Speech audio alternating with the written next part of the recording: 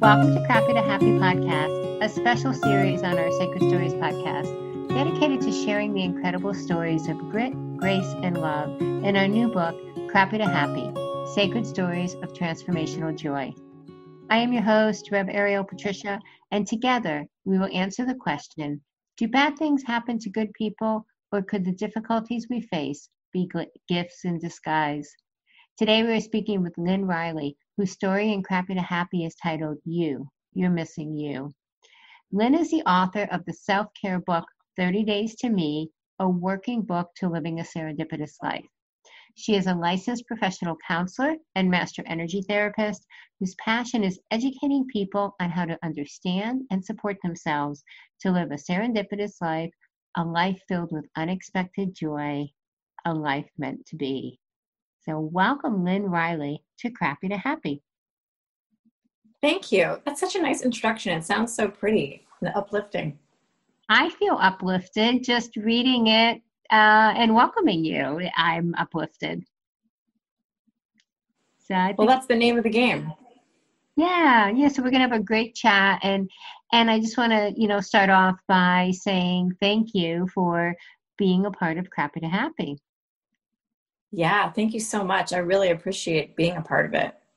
Your story, You're Missing You, in Crappy to Happy is a version of the story from your book, 30 Days to Me. I made a special request to include this story in this book because I think it's that powerful and that important. And the work that you do as a licensed professional counselor, as a therapist, as just a spiritual person, I think is really it's really powerful. And it's really powerful because it's grounded in the actual lived experience of what you talk about. And this story, being a beautiful example of that. So if you can share with our audience what your story, You're Missing You, is about. Well, the overall theme really is kind of the awakening of the recognition of how disconnected I was from myself, living from a place of self-sacrifice and moving to a place of self-empowerment. And I think what's not unique about my story is it's very common. I think that the things that I talked about in the story in terms of my feelings and the way that I responded to them, or the way I responded to the circumstances of my life and my experiences, is extremely common. That we are very easily trained and conditioned to be giving ourselves away at the cost of ourselves. And that's exactly what happened to me. I had this moment of recognizing that, gosh, I'm doing all these things that I've been told I should be doing to get to this place where I'm actually feeling consistent joy, and it was not happening. And it got me to this low-level place where I had to really shake it out and say, what's happening here? What am I missing? And that's in my story. I talked about where I heard the little voice, the intuitive voice, say, you're missing you. You spent your whole life focusing on everyone else, that you've missed you along the way. At the cost of myself, my mental, my emotional, my physical well-being, all of it. They were all negatively impacted by choices I didn't even realize I was making. What I love about your story, and I think why I feel such a sisterhood with you, is because, as you mentioned, your story is other stories as well. That's the beauty of our sharing our stories, right? We see ourselves in other people's stories. And I see myself in your story, very similar, married, 2 kids, we actually live in the same state, living what I thought at the time was, it was good enough. It was good enough. I had lost myself way before that. I didn't actually have I would say maybe the personal, I don't know if I would call it courage, or just, I would just pick my head up long enough from my distracted life to realize just how unfulfilled and how much of me was missing, until my then husband, he took the plunge, and he was the one who walked away. And that sent me spiraling and on my, really opening me to my spiritual journey. So I get it. Like, I get what you're talking about, but I just want to acknowledge that you realized and had the courage to make a really difficult decision. Would you say it was difficult when you chose yourself and you walked Oh away? my gosh, it was extremely difficult because we're trained not to. This absolutely is giving to others. Is it fulfilling? Is it satisfying? Does it bring us joy? Without question. But not to the extent we're giving all away that we have nothing in return. Is it where it becomes so imbalanced? And what was interesting about the point where I talk about in the story, where I hit that point of you're missing you, and I heard that voice, it was well after I had been making decisions that were focusing on me. I had already chosen to get divorced and leave a relationship that didn't feel right anymore. I had chosen to leave a job where I looked out the window looking at the trees thinking, oh my gosh, there has to be more. I know there's more. And just feeling like this deep dissatisfaction, but on paper, I had everything that I thought I was supposed to have. It was after I had been taking those steps, but it was almost like this moment of, it's not enough. You're still not doing enough. You're still just going through the motions. And to get to that point of just kind of being in this puddle of myself, yeah, it was hard because I thought I was doing it right, so to speak. It is so fascinating. And for listeners who are maybe in even similar situations, I think I was almost in denial. I knew that, and I knew there was a point in time. I mean, it was almost a line in the sand where I knew that it wasn't what it should have been.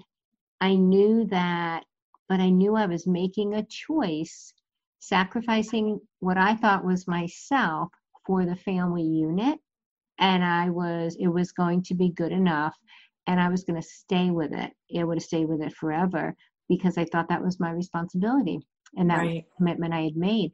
And it was good enough, right? Until, again, the choice was taken away from me. And thank God it was. And it spiraled me into phenomenal pain and all sorts of craziness. But I look back now and I see that was a gift. Do you look back now, or can you see the difficulties you went through? Do you think they were gifts in disguise at this point? I believe that all of the hardships that we experience are gifts in disguise, because generally when they happen, it's because we believe our heart might be open, but like you said, it's open just enough, or it's just good enough. But there's actually more room for it to open. And as it does, that connects us back to ourselves, our intuition, our spirit that says, wait, there's more. But you're not going to get there going the way that you are, not with your heart only open as much as it is. So I believe when we have these shake-up experiences that open our hearts up, yes, we experience pain, but it actually brings up all the things that we've pushed down, that we've been avoiding for a long time, in order to become who we really are. For me, that was actually a deeper pain, was what it brought up. I felt like I wrote about it actually in my first book, and I said it was if a scab was ripped off wounds I didn't even know I had. And stuff just started coming up. And that almost suffocated me, honestly, because I had stuffed it down and ignored it and not looked at me and lost me so long ago, that it was like, what the heck just happened, in my life. So, and it's terrifying. And it's terrifying at the same, because now, and you had 2 kids, raising 2 kids. I had 2 kids. My kids were in high school at the time. Yeah, it's a lot. And I remember thinking, even when I was married, looking at even single women then and thinking, I'm married. I'm so glad I'm married. Like, you know what I mean? I mean, just because I didn't have to I've got that. I didn't have to do the single thing. You know what I mean? And then it's so funny because then it's like, now I'm 9 years single and I'm like, wow, this has been a ride. Like, this has been a wild ride. So it's interesting. And the other thing is, for me, I think a lot of people they acted surprised. Maybe they saw more than I thought they saw. And maybe maybe things that weren't the best were more obvious than I thought they were. But what was that experience like for you? Because I think sometimes people also don't make moves because they put this perfect front or face, and they don't want the world to know that maybe that wasn't true. Oh yeah. I mean, looking back now, I can see how much I had hid myself, mostly because I wasn't comfortable with those parts of me. Like you talk about having that pain exposed. My situation was very similar, or my experience was very similar, where it opened up these wounds. I was like, what? Where did that come from? I thought I was over that. I thought I was done with that. And it kept, as it occurred, it would just go deeper. And I would see that I had been playing this part, this role of what I thought was expected of me, that I was told, like, oh, well, yes, you have to get a good job, and you have to be this type of parent, and you have to do all the things, and it has to look like this, and you have to have a partnership, and that partnership has to look like this. And I just wanted to be like everyone else. I just wanted to fit in. My fear of not being accepted, or my fear of being rejected by other people was so strong. I just wanted to do what I thought other people would expect from me and want for me to be successful, whatever that looked like. And so it was terrifying to look at those parts and say, wait, parts of that I want, but it doesn't have to be in someone else's terms. So what was that like for you then to actually write this story, not only for Crappy to Happy, but for your book, 30 Days to Me, which is filled with your journey and the stories and the open, honest way that you share? Was that exciting? Was it challenging? Was it terrifying? Like, what was that process like? Yes, all of those things. So, as you retell a story, whether it's written or spoken or anything that you're really sharing it, even artistically, you're reliving the experiences. You're re-feeling the experiences. They become alive, especially the things that you kind of had maybe killed off or thought you did, come back up. And so it's partially painful, because the things that you might not have let yourself fully feel come back. And so that invitation to experience them to their fullness, and especially the painful parts, to let go of them so they really can heal holistically. And so that part was challenging for sure, but it was also really rewarding, and there's parts of the book that I dug in that were difficult, but also in my process, I really tried to connect with as much joy as possible and to really focus on that part so it felt more balanced. So it wasn't just kind of the, oh, poor me, I've got to feel this again, but it was like, how do we balance this out with doing something fun, where I'm really elevating how I feel and connecting to myself that way.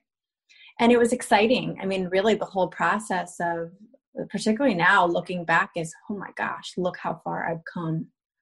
Look how much I've accomplished. That's incredibly rewarding in itself. I think that's one of the things that I love the most about you, but also your book, 30 Days to Me, because it is that process, and it is the stories, but it is the balance of self-care, right? And self attention to self, and valuing self, and taking the time, like one of the days, right? Every day is a different story and process. One of them is a date day with ourselves. We date ourselves. We take a day for ourselves. And I just love that. I think there's such a beautiful, deep healing process that goes on when we allow ourselves that experience. Oh my gosh, it's still one of my favorite activities, and one of the things I value the most.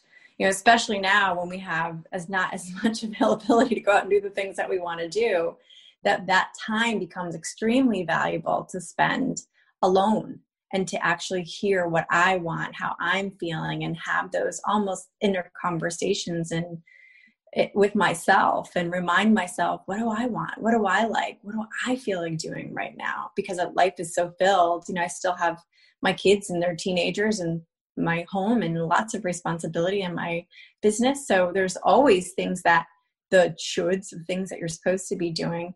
But I know for myself that balancing it out with a date day or some way to connect to myself is imperative in order for me to feel good and confident and useful in all the other areas of my life.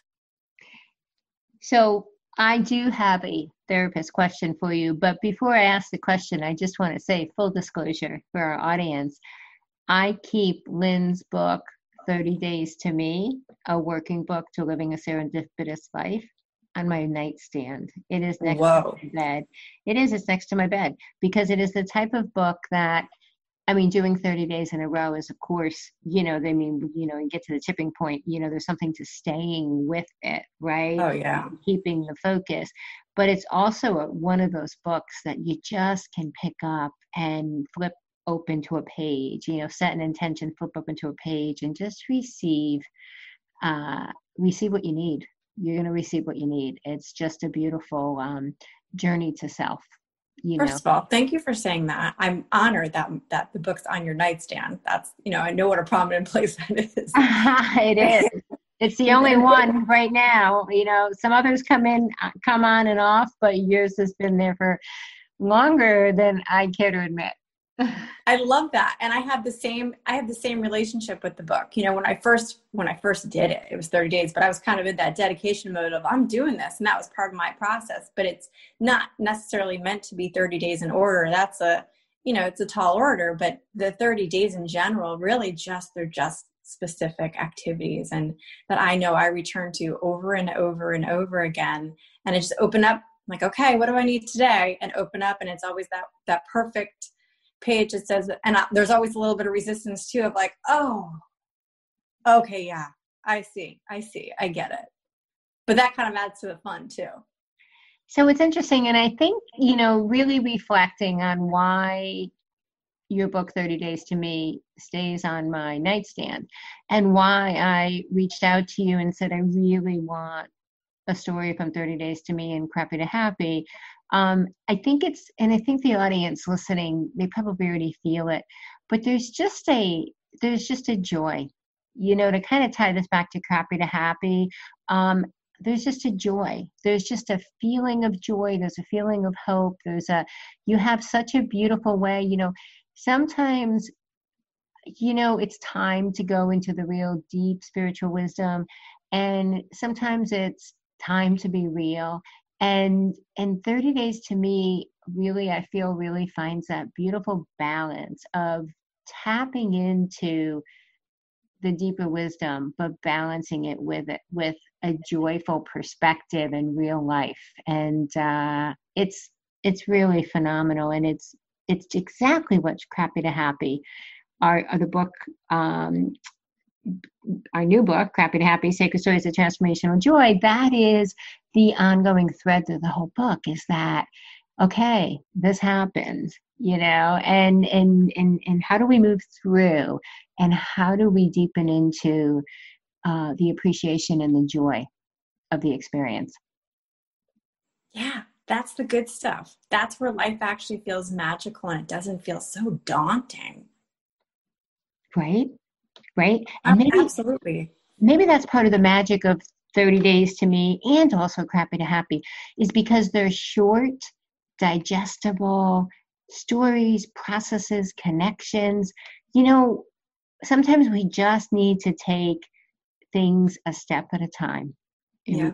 We just need that short read, that short process, that go-to, book where we know we'll be able to find others that get it and share their inspiration with us.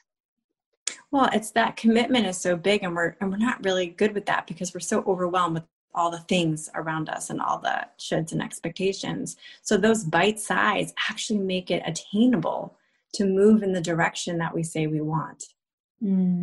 Yeah. Gosh, I'm so uplifted just by our conversation, Lynn. And I always am. So this is just phenomenal.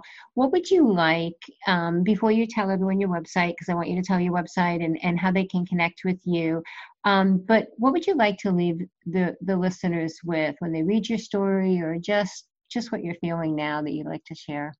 I think it really comes back to what you said earlier about, why do you have it on your nightstand, right? Because there are parts that you connect to, and that's what I'm hoping for in terms of my story. I hope that when people read my story, they do see themselves in my story, because some aspect of them is in my story. And those feelings, I want them to see their feelings. I want them to feel their feelings and see their patterns in my patterns. And I also want them to feel their inspiration and their power to live the life that they choose that's not been chosen for them. How do people get in touch with you, Lynn Reilly? Well, serendipity is what I'm all about. So my website is Living with Serendipity. It's nice and long. livingwithserendipity.com is the easiest way to find me, where you'll find my articles and my podcast that I did a few years ago and my books and all that stuff. Yes, so Lynn Reilly is livingwithserendipity.com. Her book is 30 Days to Me, a working book to living a serendipitous life. And Lynn also has actually a phenomenal children's book, also published by Sacred Stories Publishing, called The Secret to Beating the Dragon, which is perfect. Beautiful book. Beautiful book. Children, it's about family and overcoming fear and relationships, and it's just phenomenal. So I encourage you to go to livingwithserendipity.com. And also, Lynn did do a 12-episode podcast for Living with Serendipity, where she just kind of digs into the process of 30 Days to Me. And it's a great podcast series. I encourage you to check that out on Sacred Stories podcast as well. So, Lynn, this has been a joy. I mean, not to just go to that go-to word, but